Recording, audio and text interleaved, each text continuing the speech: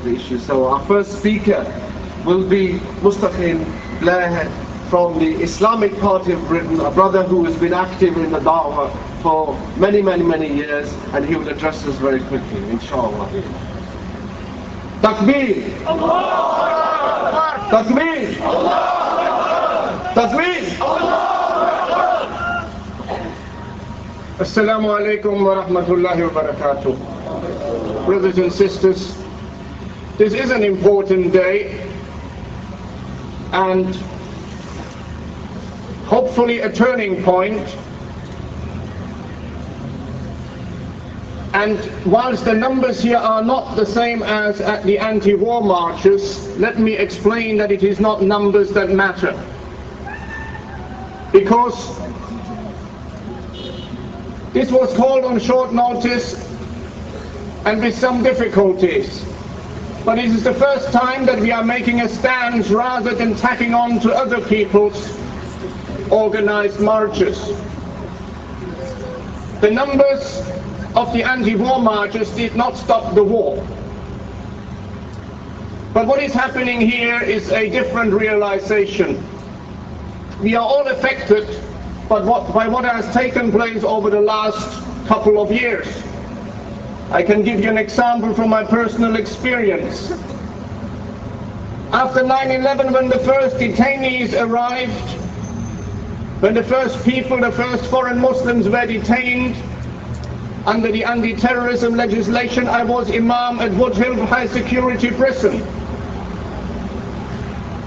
And I saw people arriving who were decent, practicing Muslims, and suddenly had to settle in amongst convicted criminals.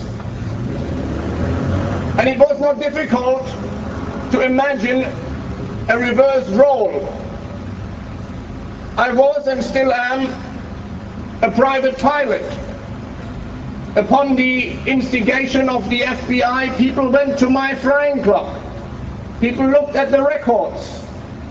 People, unfortunately for them, found that I had a European passport.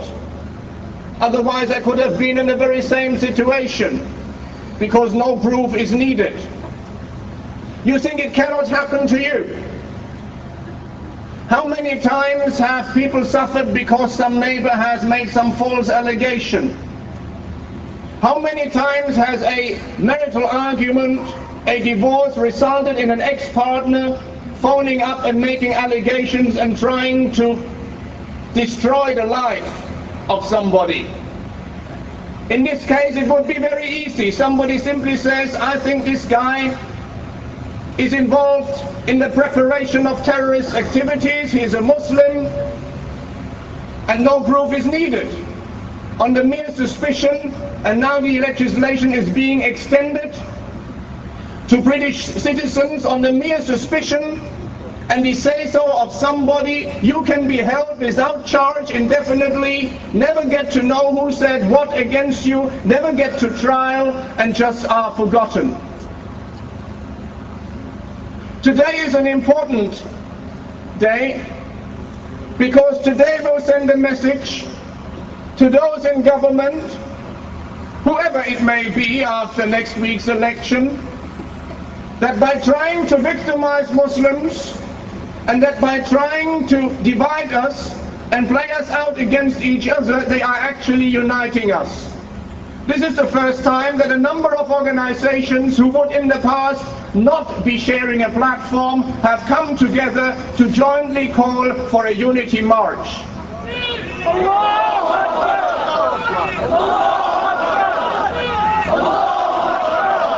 Those organizations may well have been idealistic in thinking that in 2 weeks you can put together a strong show of unity. But the fact that they have done so indicates that we have changed, that we are moving on from everybody just watching their own skin to working together, to working with each other, to cooperating, to putting differences aside. If we can build on this, if this can continue, if we can move forward in this spirit, then I think it will become clear to everybody that Muslims are not a pushover, that in this country there is a large Muslim presence, and that you cannot get away with trying to make us the underclass. You cannot get away with trying to demonize us in the public opinion.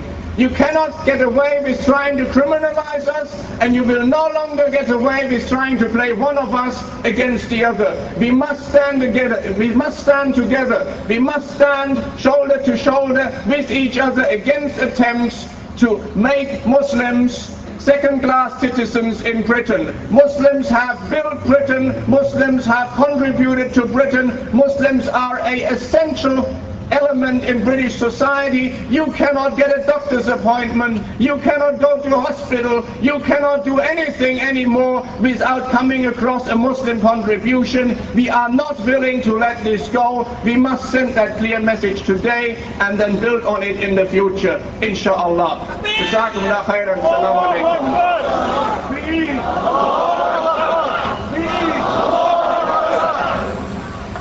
Barakallah for you to the brother. And our next speaker is the father of Babar Ahmed, a name that many of us know and recognize because he is another victim of the war of terror against Muslims. The war that began before 9/11 and has had so many victims. Babar's father is speaking to you today as someone who has suffered the injustices and oppression